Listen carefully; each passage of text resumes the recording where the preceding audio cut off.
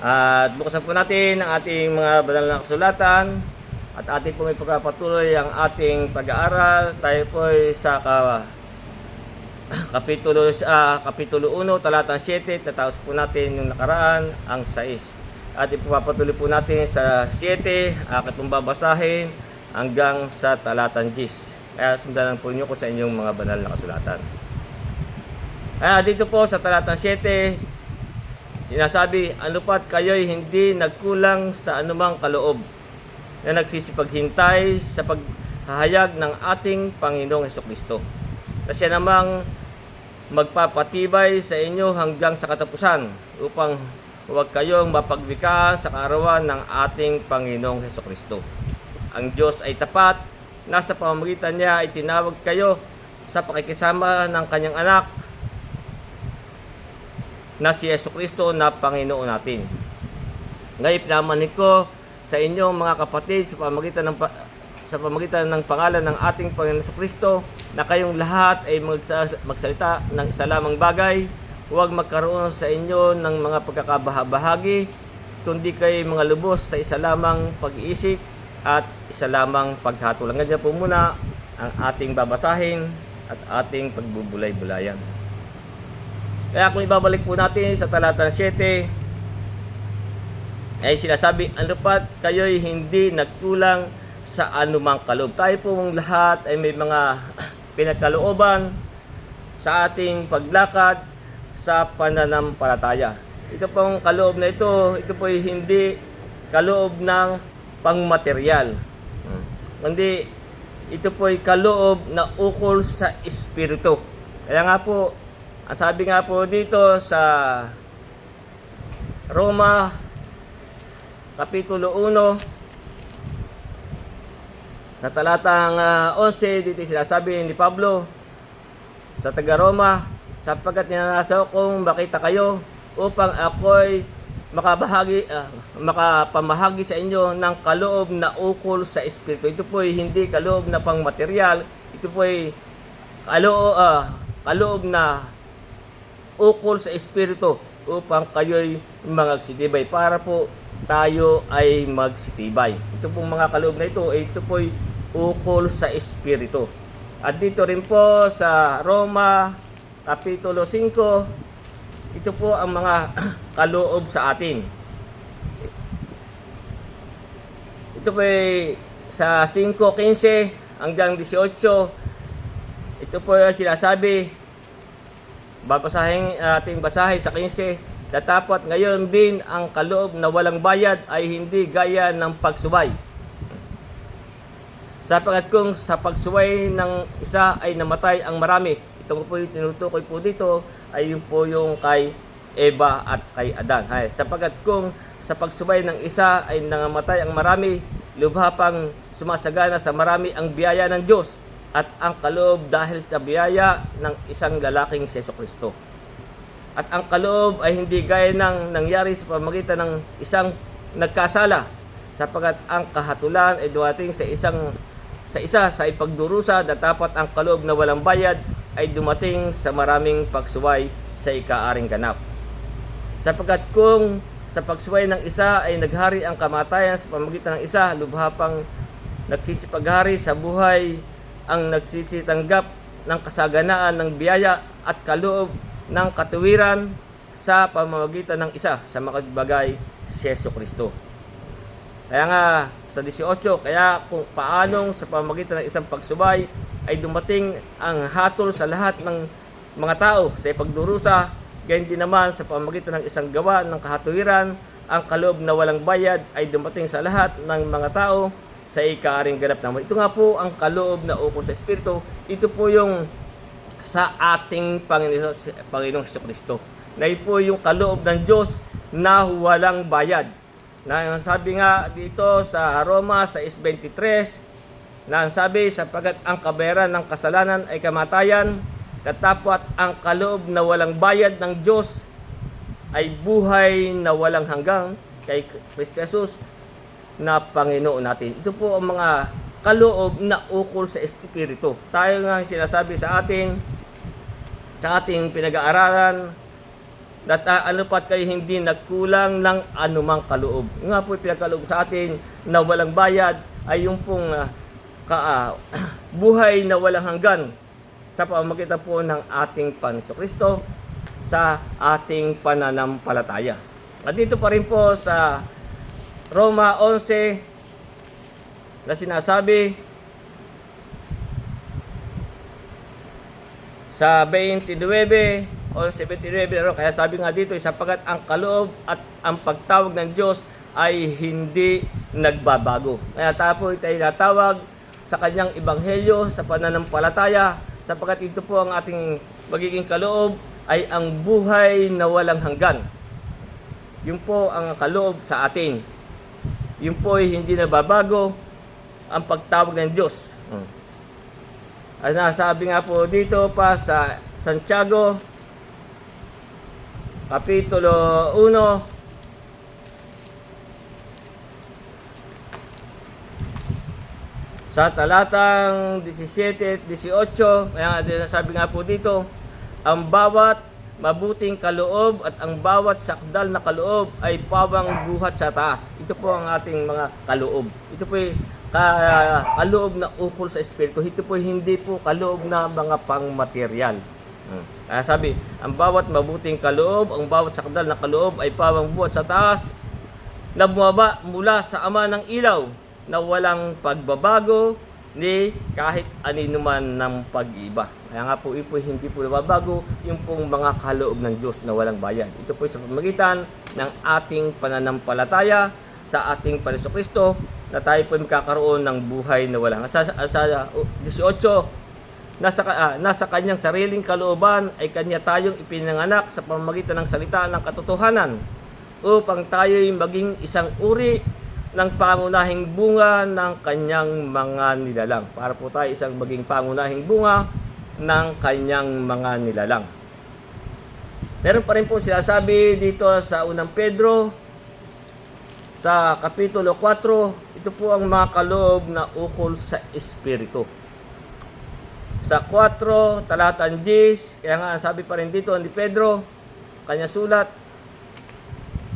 na ayon sa kaloob na tinanggap ng bawat isa, ay ipaglingkod sa inyo rin, na gaya ng mabuting katiwala ng masaganang biyaya ng Diyos. Yun po ating mga dapat po ito ay ipaglingkod sa inyo rin. At ipaglingkod din, at ibahagi din po sa iba. Yung pong kaloob na ating tinanggap na gaya ng mabuting katiwala ng masaganang biyaya ng Diyos. Kaya sa 11, sabi, na kung ang sino may nagsasalita, dapat po itong sa atin, kung tayo ibabahagi natin, sabi, na kung ang sino may nagsasalita, ay gaya ng sa mga aral ng Diyos. Nga po tayo ibabahagi natin, ay po yung gaya ng sa aral ng Diyos. Kung ang sino man ay nangangasiwa, ay gaya ng sa kalakasang ibinigay ng Diyos, upang ang Diyos ay papurihan sa lahat ng mga bagay sa pamamagitan ni Jesucristo. Nasa Kanya ang kalwalhatian at paghahari magpakailanman siya nawa. Ito po ang sinasabi sa atin, sa ating pinag-aralan na dapat kayo hindi nagkulang ng anumang kaloob. Ito po nga po ang kaloob sa atin ng Diyos na walang bayad, yung pong buhay na walang hanggan sa pamamagitan ng ating Panginoong Jesucristo. At tayo po ay makakatanggap ng kaloob ng Espiritu.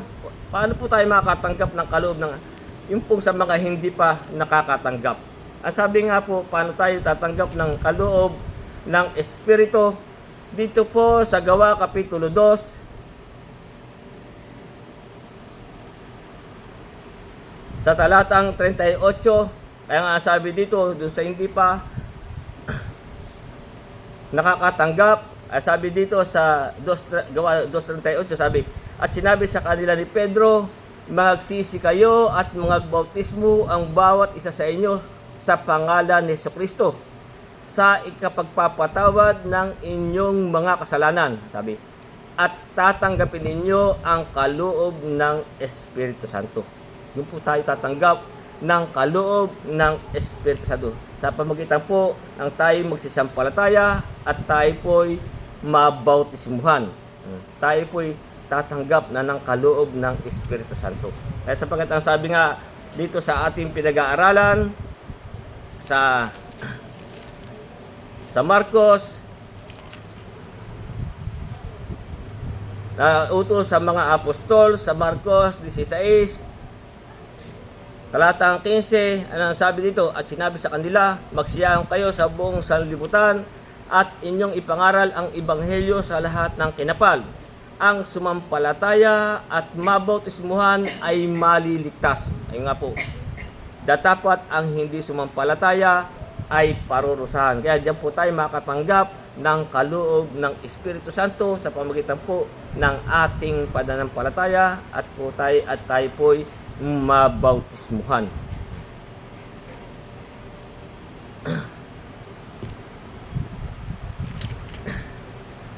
Pero marami pong nangangaral ngayon na kung gusto nating tamuhin ang kaloob ng Diyos, ay yung pong iba'y sa pamamagitan ng salapi. Hindi po yun nararapat kasi marami po ngayong mga nangangaral ng mga ibanghilista, makita nyo sa mga television na sila po ay humihingi ng mga donasyon para lang po sila ay makasama sa kanilang mga pananalangin. Ayun po hindi po yung mga lingkod ng Diyos. Ang mga ganun sapagkat sila po humihingi ng mga donasyon para lang po sila ipanalangin at maligtas. Hindi po kayo makakasama kung hindi sila magbibigay ng mga donasyon. Sapagkat yung pong mga lingkod ng Diyos, yan po ay hindi tumatanggap ng mga ganyang reward.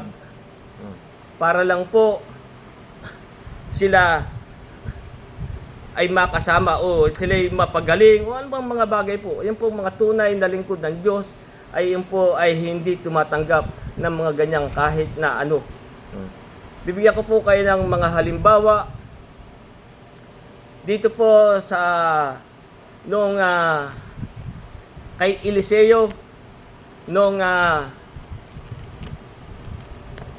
siya po meron pong isang punong kawal na lumapit kay Eliseo na para pagalingin ang kanyang karamdaman. Yun po yung leprosy. Yan pong mga lingkod ng Diyos, yan po hindi tumatanggap ng mga ganyang sa pamamagitan ng mga kaloob. Kung atin po natanggapin ang kaloob, ay hindi po yan sa pamamagitan ng salapi. Dito po sa una ay Ikalawang Hari, meron po tayong babasahin para po makita natin na yun pong talagang mga lingkod ng Diyos o mga propeta, yun po hindi tumatanggap. Dito sa unang Hari, Kapitulo 5, dito po ay yung pong isang punong kawal ng hari ay yung po ay lumapit kay Eliseo na yun po ay siya may sakit na ketong.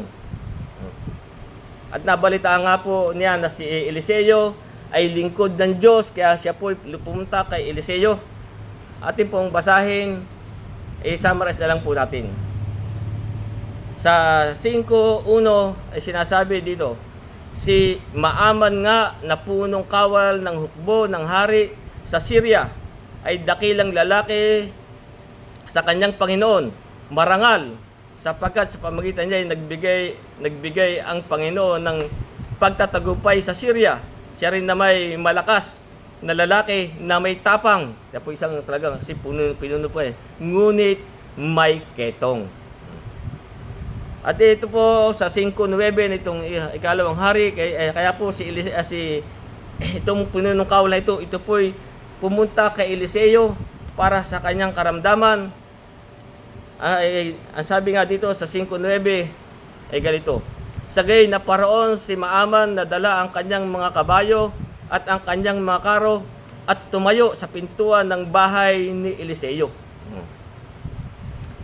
At si Eliseo ay nagsugo sa kanya, nagsabi, sinabihan na nagsugo po si Eliseo, dito po kay Maaman, nasabi, at si Eliseo nagsugo ng sugo sa kanya, nagsabi, ikaw ay yumaon at maligo sa Hordan na makapito. Ilang po ang sabi sa kanya ni Eliseo sa kawal na si Maaman na sinasabi, ikaw ay yumaon at maligo sa Hordan na makapito at ang iyong laman ay sasauli sa iyo at ikaw ay magiging malinis.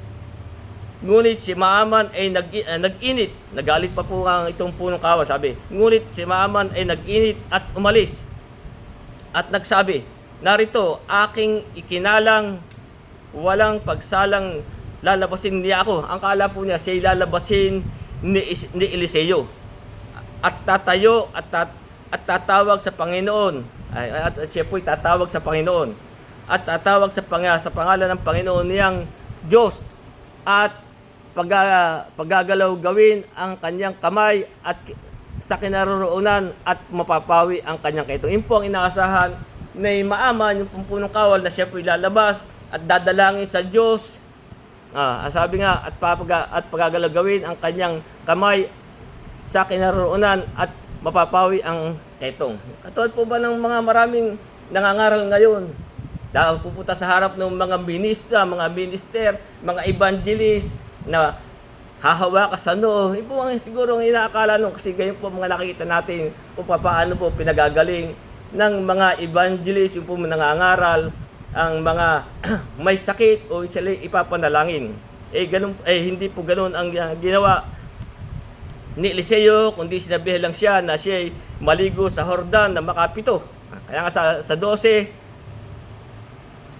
tuloy natin, sabi, hindi ba ang Abana at ang Parpar na mga ilog ng Damasco ay mainam kaysa lahat ng tubig sa Israel? Kasi nga doon siya pinapapaligo sa ilog ng Hordan, makapito.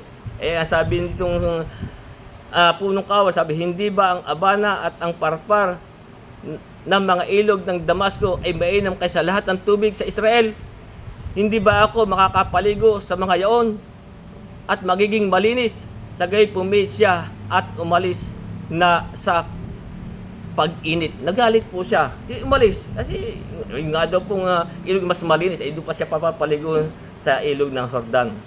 Kaya doon sa 13, ay lumapit sa kanya yung kanyang kasama, ang sabi ganito, at ang kanyang mga lingkod ay nagsilapit at nagsipagsalita sa kanya na nagsabi, Ama ko, kung ipinagawa sa iyo ng propeta ang anumang mahirap na bagay. Kaya sabi, kung ipagagawa ba sa iyo ang pinakamahirap na bagay, ang ibig ko sabihin, hindi mo ba gagawin? Kung halimbawa tayo inuutusan, gumaling lang ang iyong karamdaman, kung merong pinakamahirap na bagay na ipagagawa sa iyo, gumaling ka lang, hindi mo ba gagawin? Sabi nga, ang maibig ko sabihin ito, hindi mo ba gagawin? Sabi nga, kaya ano sabi nung kasama nung punong kaul, sabi, gaano nga akong sabihin sa iyo, ikaw ay maligo at maging malinis ka. Napakadali pong bagay ang sinasabi na ikaw ay maligo at maging malinis ka. Sabi sa 14, na magagay lumusong, ngayon napahinood po yung punong kawal, sabi, na magagay lumusong siya at sumugbo, makapito sa Hordan. Ayon sa sabi ng lalaki ng Diyos, at ang kanyang laman ay nagsauling gaya ng laman ng isang munting bata at siya'y naging malinis. Naging malinis. Umigi po siya. Yun lang po ang sinabi noong ni Eliseo. Ito po isang propeta ng Diyos. Kaya nga sa 15, siya'y bumalik sa lalaki ng Diyos. Siya'y bumalik sa lalaki ng Diyos, siya at ang buong pulutong niya. Bumalik po doon kay Eliseo. At naparoon at tumayo sa harap niya. At siya nagsabi, narito ngayon, aking talastas na walang Diyos sa buong lupa, kundi sa Israel. Sinasamo ko ngayon sa iyo, natanggapin mo ang kaloob ng iyong lingkod. Bigyan po siya ng mga kaloob. Si Eliseo. Ano ang sabi ni Eliseo? Ito po ang ating pinupuntos na ang mga lingkod po ng Diyos ay hindi tumatanggap ng mga ganyan. Ano sabi sa 16, ano sabi ni Eliseo? Ngunit kanyang sinabi, buhay ang Panginoon na walang tatayo ulitin ko po. Ngunit kanyang sinabi, buhay ang Panginoon na tatayo ako sa harap niya. Wala akong tatanggapin. Hindi po yan tinanggap. Wala akong tatanggapin. At ipinilit niya sa kanyang kunin. Ngunit siya'y tumanggi. Kaya ganyan po ang tunay na lingkod ng Diyos na yan po hindi tumatanggap ng mga ganyan. Hindi po sa panahong ito, bago ka isama sa kanilang mga panalangin, kailangan pong magbigay ka ng donasyon. Ang tunay pong lingkod ng Diyos, yan po hindi tumatanggap. Tulad nga po na nangyari dito sa Punong Kawal at kay Eliseo. Yung pong mga kaloob, yan po hindi nadadaan sa mga ganyan. At ang yung pong mga nangunguna o kay evangelist ka man, hindi po yan tumatanggap ng mga ganyang mga kaloob na kahit na sila'y pinagaling. Isa pa pong halimbawa, yung kay Daniel. Sa aklat po ni Daniel, ano ang sabi ni Daniel? Sa Kapitulo 5, nung siya po ay ipatawag ng hari, sapagkat si Daniel po ay nakapagpapaaninaw ng mga bagay. Kaya dito po ay makita natin kung sino po ang talagang mga lingkod ng Diyos. Yan po ay hindi tumatanggap ng mga ganyan. Ng mga kaloob. Kahit yun ay kanilang napagaling o naibigay man.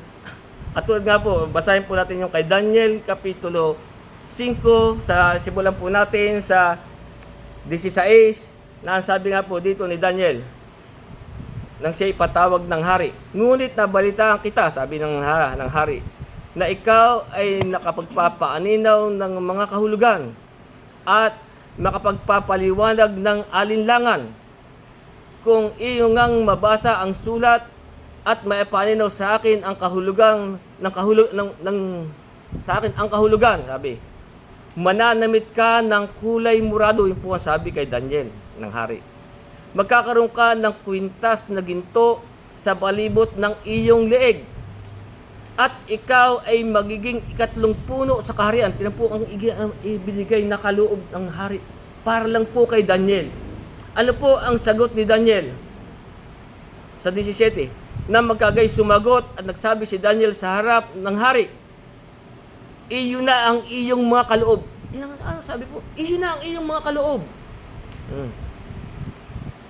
At ibigay mo ang iyong mga ganting pala sa iba. Gayon may aking babasahin sa hari ang sulat at ipaanin ko sa kanya ang kahulugan. Kahit na po ipapaan, pero hindi po yan tumatanggap ng mga ganyan. Yung pong mga tunay na lingkod ng Diyos. Hindi po sa panahong ito, bago ka isama sa kanilang mga panalangin, kailangan mo magbigay ng malaking donasyon. Ikaw, isasama ka sa panalangin na ikaw ay ganong-ganong ganito kanilang mga pangako. Kaya ganyan po ang hindi po ganon ang mga lingkod ng Diyos. Hindi po yan tumatanggap. At meron pa rin po sa aklat ng mga gawa. Kaya nga dito po ay ating makikita ang mga halimbawa sa aklat po ng gawa, Kapitulo 8. Ano ang sabi ni Pedro sa gawa 8:20 hanggang 21? Ano sabi? Datapot sinabi siya kanya ni Pedro, ang iyong salapi mapapahamak na kasama mo. Yan pong sabi ko tayo bibigyan ganyan. Kasi nga pong iba ay bibigay nila ng mga kaloob sa mga evangelist para sila'y makasama sa mga panalangin. Pero hindi po ganun. Sapagkat ang sabi nga po dito ni Pedro, datapot sinabi sa kanya ni Pedro, ang iyong salapi mapapahamak na kasama mo sapagkat iniisip mong tamuhin ang kaloob ng Diyos. No, iniisip mong tamuhin ang kaloob ng Diyos sa pamamagitan ng salapi. Sa 21, sabi, wala kang bahagi ni kapalaran man sa bagay. Wala po tayo. Kung ganyan po ang ating magiging katuwiran. Magbibigay lang tayo ng salapi para tayo makasama sa mga pananalangin, para tayo Hindi po ganun. Kaya nga sabi, wala kang bahagi, hindi ka palaran man sa bagay na ito, sapagkat ang puso mo ay hindi matuwid sa harap ng Diyos. Maging yung mga gumagawa ng mga ganung bagay, hindi po yan matuwid sa harap ng Diyos. Para isama sa kanilang mga panalangin, kailangan mong humingi sa kanila ng mga ganyan, mga donasyon. Ang Diyos nga po, ay yan po hindi tumatanggap ng suhol. Ang sa English po, reward. Hindi po yung tumatanggap ng mga ganyan. Ang sabi nga po sa aklat ng Deuteronomio, sa Kapitulo 10, sa talatang 17, kaya nga sabi dito noon pa, sabi, sapagkat ang Panginoon ninyong Diyos ay siyang Diyos ng mga Diyos at Panginoon ng mga Panginoon. Siya'y dakilang Diyos, siyang makapangyarihan at siya'y kakilakilabot. Hindi nagtatangi ng tao ni tumatanggap ng suhol. Hindi po kailangan ng Diyos. Sabi, ito po'y para sa Diyos.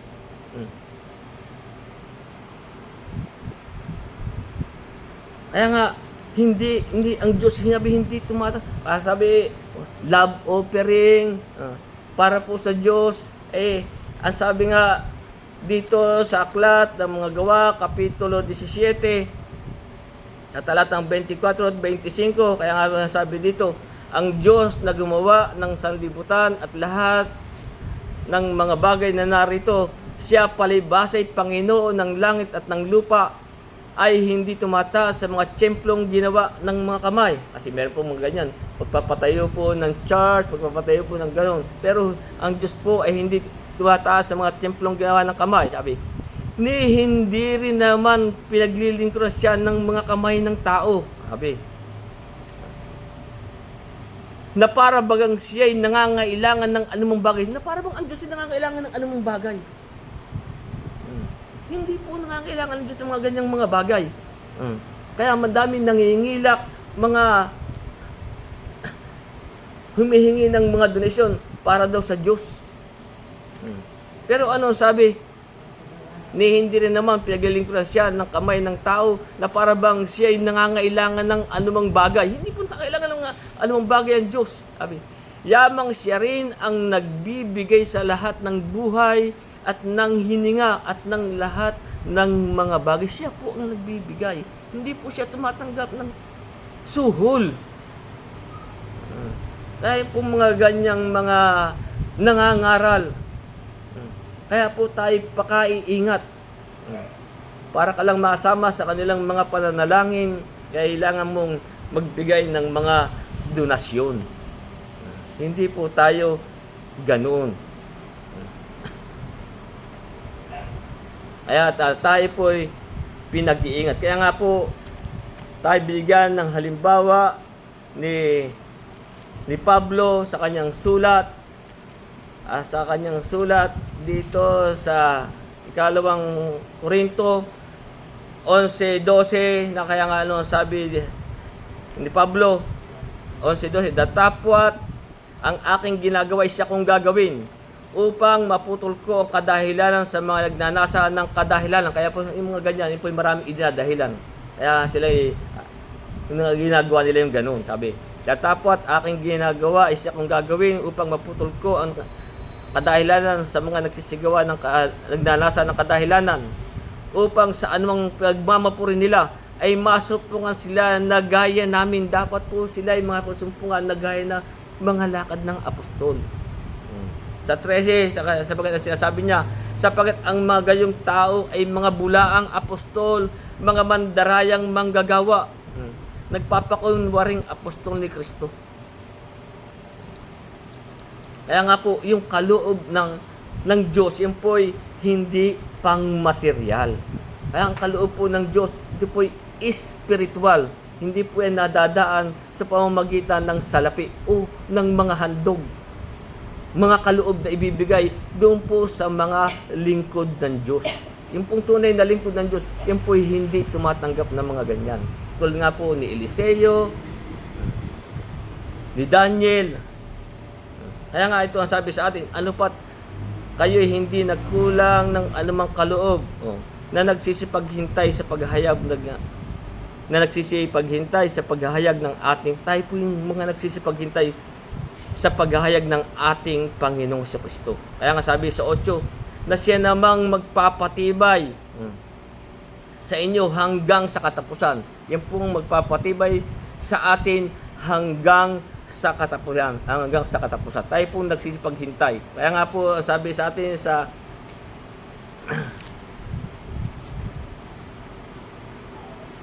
sabi, upang huwag kayong mapagwikaan. Para po tayo huwag mapagwikaan sa kaarawan ng ating Panginoon Jesucristo. Hindi po tayo pagwikaan. Pagdating ng ating Panginoon Jesucristo, huwag po tayong mapagwikaan. Kaya nga dito sa unang Tesalonica, Kapitulo 3, sa talatang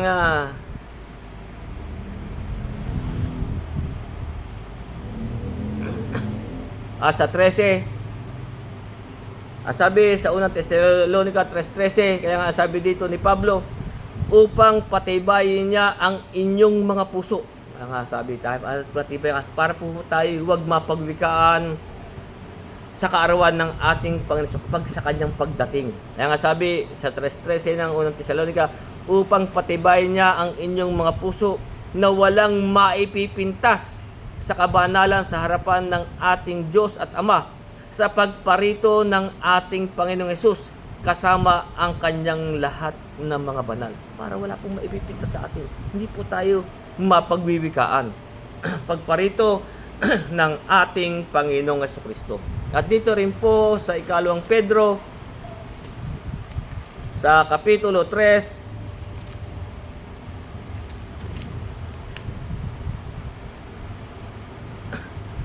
sa talatang 12,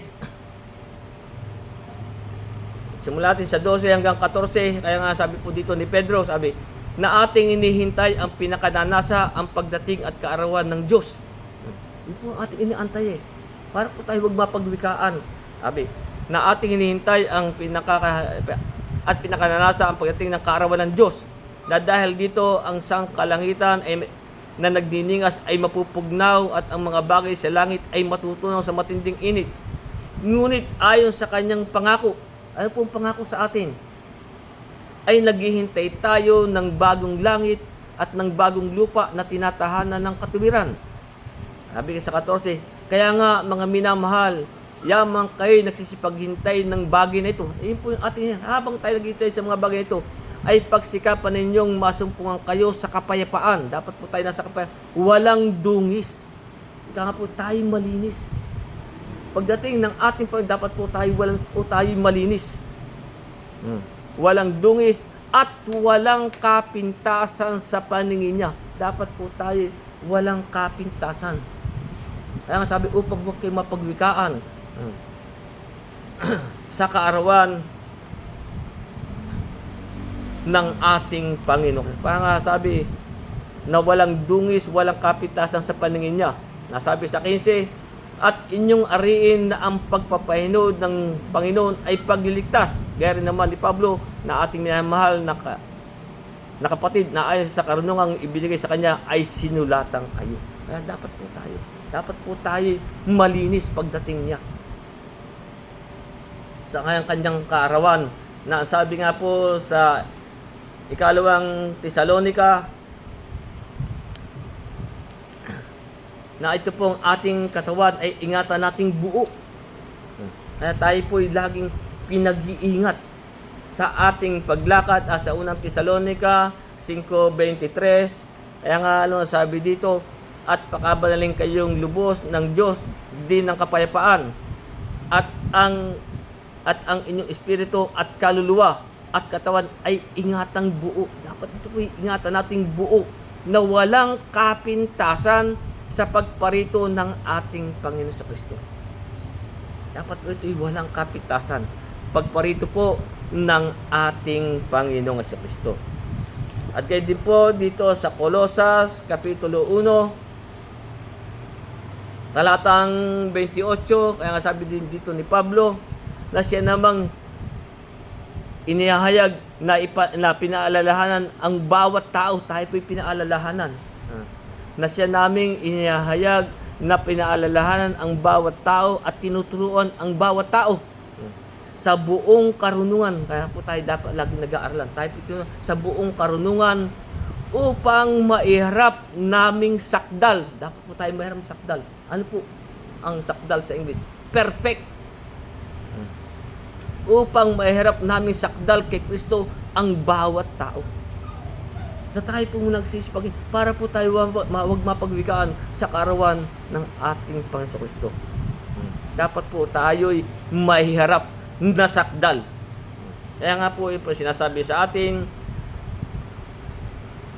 ano pa, ulitin natin yung 7, ano pa kayo hindi nagkulang ng anumang kaloob na nagsisipaghintay sa paghahayag ng ating Panginoon. Tayo po yung mga nagsisipaghintay sa paghahayag ng ating Panginoon Kristo. Na siya namang magpapatibay sa inyo hanggang sa katapusan. Siya po ang papatibay sa atin hanggang sa katapusan. Upang huwag kayong mapagwikaan sa kaarawan ng ating Panginoon Kristo. Kaya nga sabi sa 9, ang Diyos ay tapat. Ang Diyos po ay tapat. Nasa pamagitan niya ay tinawag kayo sa pakikisama ng kanyang anak na si Jesucristo na Panginoon natin. Siya po'y tapat. Meron nga pong talata dyan, sinabi ba niya at hindi niya gagawin?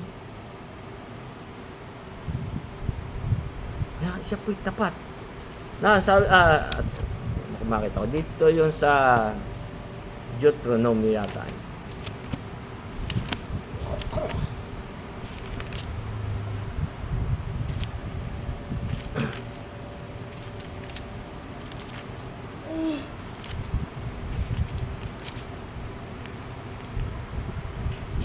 Kaya nga po, ang Diyos po ay tapat. Kung hindi po sa isang araw natin wala, hindi makita.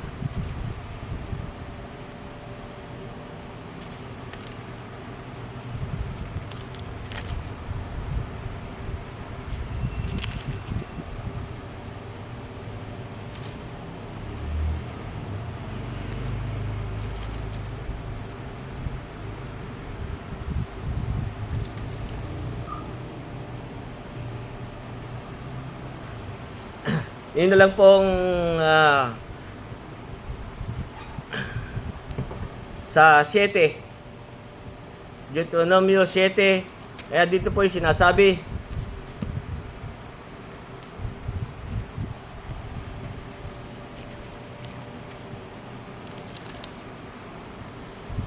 kaya nga dito sa ating pinag-aralan, sabi, ang Diyos ay tapat na sa pamamagitan niya itinawag kayo sa pakikisama ng kanyang anak.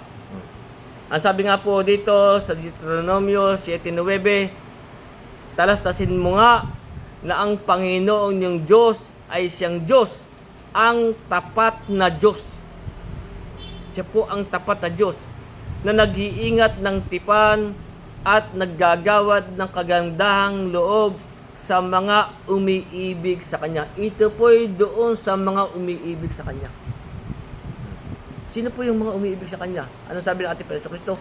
Kung ako'y inyong iniibig, ay tutuparin ninyo ang aking mga. Ito po'y doon sa mga tumutupad ng Kanyang mga utos. Kaya nga, sinasabi sa atin na nag-iingat ng tipan at nagagawad ng kagandahang loob. Saan po yun? Sa mga umiibig sa Kanya. At tumutupad ng kanyang mga utos. Ito po'y doon sa mga tumutupad ng kanyang mga utos. Hanggang sa 1,000 sali ng lahi. Ito po'y doon sa mga umiibig sa Kanya at tumutupad. Yun po. Kaya nga may sabi rin dito sa aklat ni Pedro, sa 1 Pedro 3:12, kaya nga ano sabi ito, sapagkat ang mata ng Panginoon ay nasa mga matubid.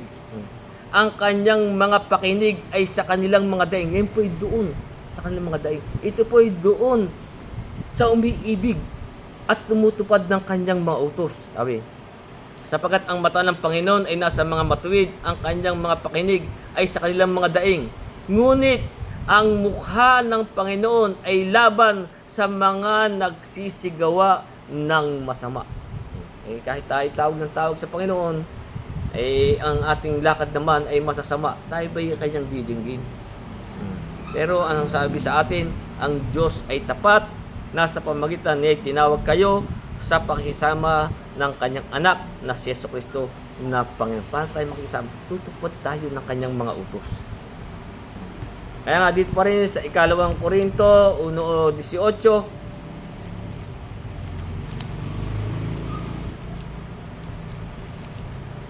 kaya dito po ay sinasabi, ngunit palibhasa ay ang Diyos ay tapat. Ang aming salita sa inyo ay di oo at hindi. Kaya sa atin din, kung tayo oo, ay oo, ang hindi, hindi. At ang Diyos po ay tapat. Sa 2 Tesalonica,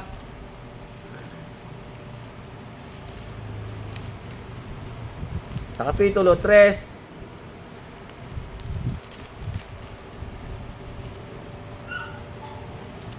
sa talatang 3, kaya nga nasabi dito ni Pablo, ngunit tapat ang Panginoon, sabi, na magpapatibay sa inyo at sa inyo'y mag-iingat sa masama. Siya po tapat. Siya din po ang papatibay sa inyo at sa inyo'y mag-iingat. Sapagkat nga po ang Diyos ay tapat. Kaya nga sabi sa 8 na siya namang magpapatibay sa inyo hanggang sa katapusan. Siya din po ang mag-iingat sa atin. Kung tayo po'y tatalima at tayo po'y lalakad sa pag-ibig. Yun lang po naman ang talagang bottom line yan na yung sinasabi sa aklat ng Ecclesiastes, lahat ay narinig sapagkat yun po ang buong katungkulan ng tao. Nasabi nga po sa aklat dito sa Ecclesiastes, ito lagi yung binabasa natin sa 12:13, ito ang wakas ng mga bagay, lahat ay narinig. Sabi, ikaw ay matakot sa Diyos, sundin mo ang kanyang mga utos, sapagkat ito ang buong katungkulan ng tao. Tayo po'y susunod. Tatalima po tayo. Kaya, at dito pa rin po sa 1 Korinto, Kapitulo 10, talatang 13, kaya nga, sinasabi dito ni Pablo, hindi dumating sa inyo ang anumang tukso, kundi yoong matitiis ng tao. Sabi, tapat ang Diyos na hindi niya itulot na kayo'y tuksuhin ng higit sa inyong makakaya. Kundi kalakip din ng tukso ay gagawa naman ang paraan ng pag-ilag upang ito'y inyong matiis. Siya din po ang gagawa sapagkat siya po ang sa atin ay magpapatibay. Iingatan po tayo sa masama.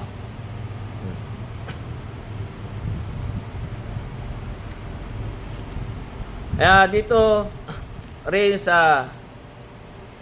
na sinasabi sa atin, ang Diyos ay tapat, nasa pamagitan niya tinawag kayo. Tayo po'y tinawag sa pakikisama ng kanyang anak na si Jesucristo. Tayo po'y kanyang tinawag sa pakikisama. Nasabi nga po sa 1 Pedro, diyan po ay tayo tinawag. Sa 1 Pedro,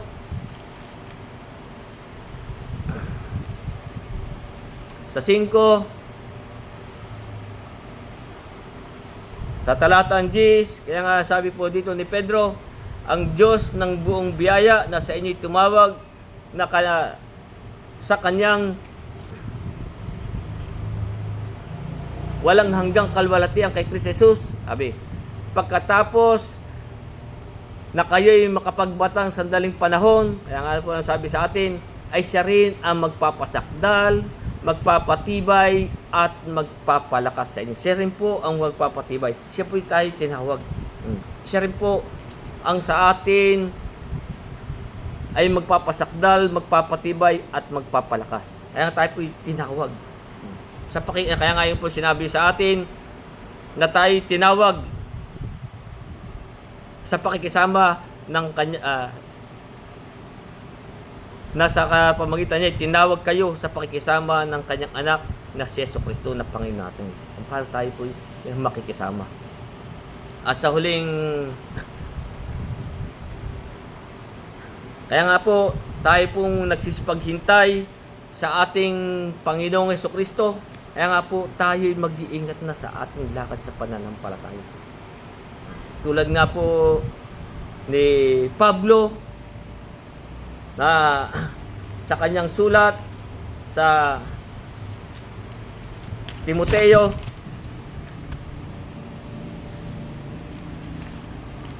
sa ikalawang Timoteo sa 4,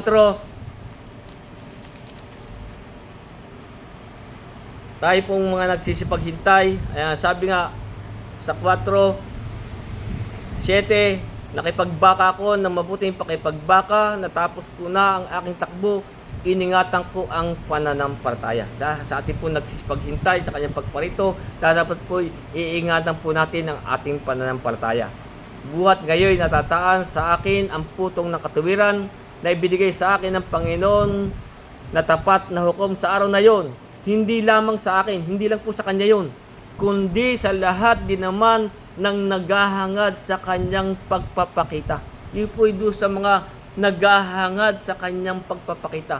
Ngayon, kung tayo na yung iba'y hindi sila naghahangad, merong talata dito na sabi, tayo kumayat uminom, siya man tayo mga mamatay.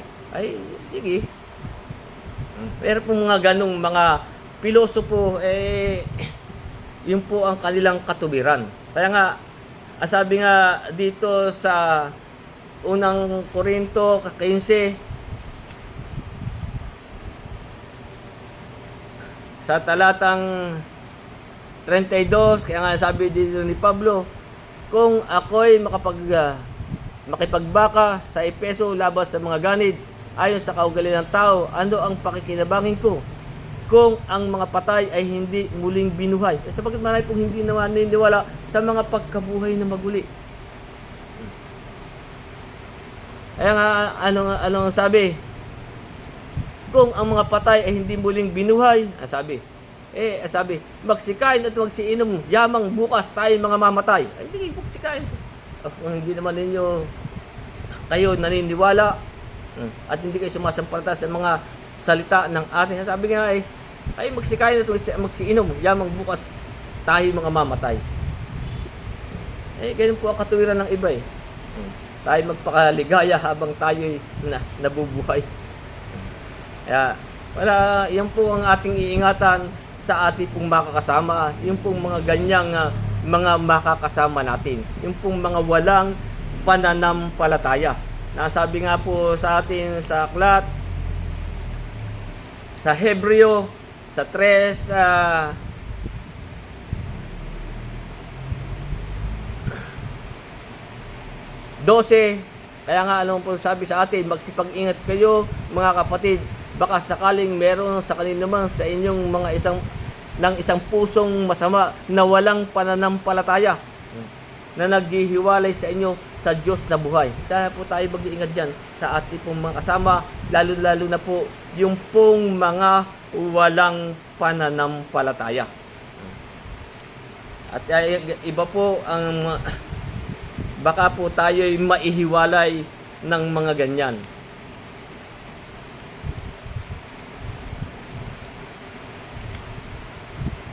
Kaya nga, kung ibabalik natin sa unang Korinto 15, sa talatang 33, kaya nga sabi, huwag kayong padaya, ang masamang kasama ay sumisira ng magagandang ugali. Sabi, gumising kayo ng ayon sa katuwiran at huwag magkasala sapagkat may mga ibang walang pagkakilala sa Diyos. Yun po ang ating mga iingatan. Kung nga pong walang pagkakilala sa Diyos. Sinasabi ko ito upang kayo kilusin sa kahihiyan. Kaya po tayong mga nagsisipaghintay sa ating Panginoon, tayo po'y mag-iingat sa atin ng mga lakad. Sa huling talata, sa Jis. Kaya nga sabi, ngayon pinamanin ko sa inyo, mga kapatid. Sabi mo kay Jip, takamurang mo. Nandun ba si Jip? Ngayon pinamanin ko sa inyo, mga kapatid, sa pamamagitan ng pangalan ng ating Panginoon Kristo, na kayong lahat ay magsalita ng isa lamang bagay, huwag magkaroon sa inyo ng pagkakabahabahagi, kundi kayo mga lubos sa isa lamang pag-iisip at isa lamang paghatol. Kaya nga, ito po ang ating huling talata. Ngayon pinamanin ko sa inyo, mga kapatid, sa pamamagitan ng pangalan ng ating Panginoon Kristo, sabi, kayong lahat ay magsalita ng isa lamang bagay. Tayo po magsalita ng isa lamang bagay. Na huwag magkaroon sa inyo ng mga pagkakabahabahagi. Dapat po tayo ay hindi tayo nagkakaroon ng pagkakabahabahagi. Kundi kayo maglubos ng isa lamang pag-isip at isa lamang paghatol. Nga sabi nga po sa Roma 12, sa talatang 16, na sabi nga, magkaisa kayo ng pag-iisip. Huwag ninyong ilagak ang inyong pag-iisip sa mga bagay na kapalaluan. Huwag po natin itong ilalagay ang ating pag-iisip sa mga bagay na kapalaluan. Kundi makayayong kayo sa mga bagay na may kapakumbabaan. Huwag kayong mga pantas sa inyong sariling mga haka. Huwag po tayo po magkakaisa lang ng pag-iisip. Huwag po tayo magpantas sa ating mga sariling para po tayo ay huwag magkaroon ng pagkakabahabahagi. Kasi doon po tayo nagkakaroon ng pagkakabahabahagi. Kung tayo po ay nagkakaiba-iba ng pag-iisip. Kundi tayo po sabi, ngunit pinamanin ko sa inyo, mga kapatid, sa pamamagitan ng pangalan ng ating Panginoon Kristo, na kayong lahat ay magsalita ng isa lamang bagay at huwag magkaroon sa inyo ng pagkakabahabahagi. Kaya para po tayo hindi magkaroon ng pagkakabahabahagi, sabi kundi kayo mga lubos sa isa lamang pag-iisip at isa lamang paghatol. Ngayon, kung meron po tayong nagkakaiba ng iniisip, ano masabi sa Pilipos? Sabi po sa Pilipos Kapitulo 3, kung tayo po ay nagkakaiba-iba ng iniisip, sa 15, sabi dito ni Pablo, 3:15 ng Pilipos, sabi, kaya nga kung ilang tayong mga sakdal ay mag-isip ng gayon, at kung anumang nagkakaiba kayo ng iniisip, sabi, ay ipahayag naman ito sa inyo ng Diyos. Tayo po ipahayag din sa atin ng Diyos. Ang sabi nga po lang sa 16, sabi, lamang, kung tayo magkakaiba ng iniisip, sabi, lamang magsilakat tayo ay sa ganding ayos na ating inabot na. Doon po tayo, patuloy tayo maglalakad sa ganding ayos na ating inabot na. Ano po yung lakad na ating inabot na? Ito po yung mga turo ng mga apostol. Kung paano po lumakad ang mga apostol. Kung meron pa tayong iniisip, kaya sabi nga sa atin lamang magsilakat kayo ay sa ganding ayos na ating inabot na. Ito po ang lakad na ating inabot. Ito pong lakad at turo ng mga apostol. Kaya nga po yung mga unang nagsisampalataya, sila po ay naging matibay.